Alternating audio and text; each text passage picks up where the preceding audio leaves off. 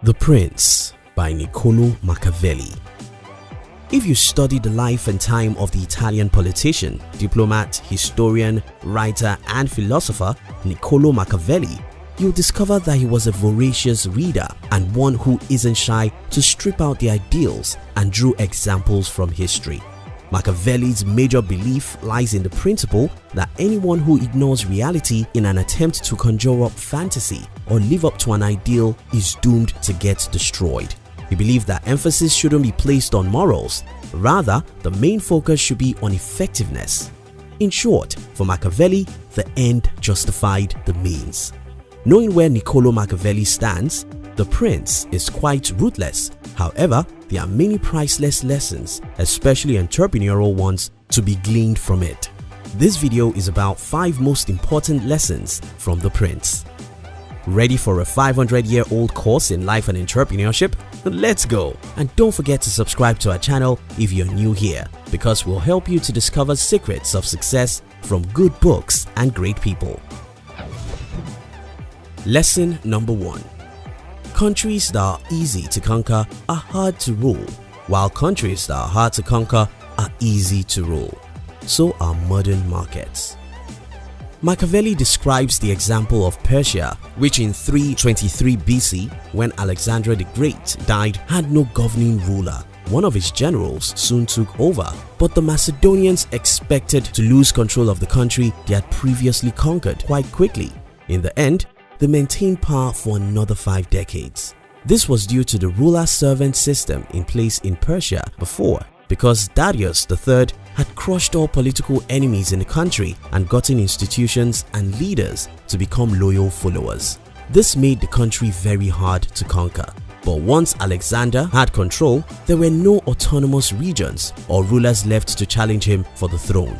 Thinking the other way around, a country like France with a ruler-baron system, where the king relies on barons running municipalities, is inherently unstable and thus easy to conquer but hard to rule.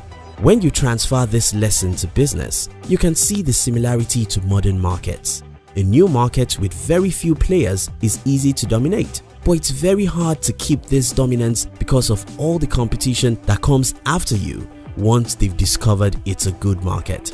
On the other hand, if you enter a very competitive market, it's hard to become the industry leader, but once you do, you'll likely stay ahead for longer because less new parties enter after you.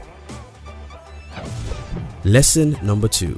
For a country to be properly protected, it must have its own army, just like businesses need their own employees. There are lots of ways to build an army, and Machiavelli explains why some are better than others. For example, hiring mercenaries, soldiers that simply fight for the money you pay them might be a good solution for conquering other countries, but not for protecting your own. Since all they care about is money, they will run away quite fast when things get tough, because even the best salary isn't worth dying for. A capable mercenary general who can lead his troops into tough battle, however, might realize he can just as well lead them to fight against you. Since mercenaries are loyal only to money, they will empty your pockets in times of peace and be useless in times of war.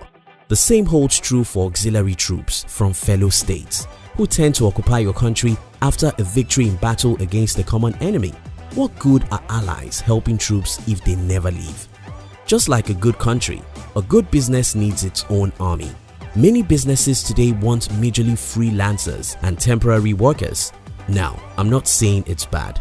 However, if you really want to build something for the long term, you need to hire people who can love the game for a long time and not just the work. Lesson number 3. To be a good business leader, pick your advisors well and know when to listen and when to ignore them. Nobody knows everything. Every leader needs advisors to complement the areas in which he lacks skills. As a CEO who's good in finance and strategy, it's your job to pick great advisors in marketing and sales. You know what you're good at, so only you can pick the right people to help with those things you can't do. You also have to keep an eye on your advisors. While it's important to reward those who honestly and loyally serve you, sometimes advisors start scheming their way into power if your interests aren't on the same path as theirs. Remember, the most important part about having advisors is getting them to honestly speak their minds and knowing when to ignore them. If all they do is beat around the bush and avoid speaking up, there's something fishy going on. Also, you can't just constantly take advice, for soon everyone will think they can make your decisions for you. Having a board of directors and advisors is important, but ultimately you call the shots. Lesson number 4. Choose your friends carefully. The adage, "you are what you eat," should be replaced by "you are who you see." If you've ever noticed yourself starting to laugh like a close friend or beginning to use similar words and humor, that's just the beginning. Of course, while no man is an island, we are greatly influenced by the people we spend most of the time with. Mentors exist in your life mainly to teach, and friendships require far more time and effort and often turn out to be even more influential than the mentors you respect most. So be careful who you choose to be friends with. Lesson number 5. Devour the best of literature.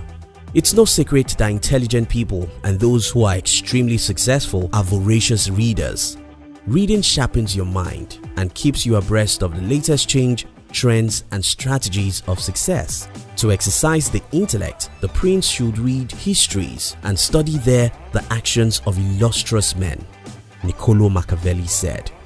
In a different voice but the same principles, Dr. Seuss wisely states, "The more that you read, the more things you will know. The more that you learn, the more places you will go."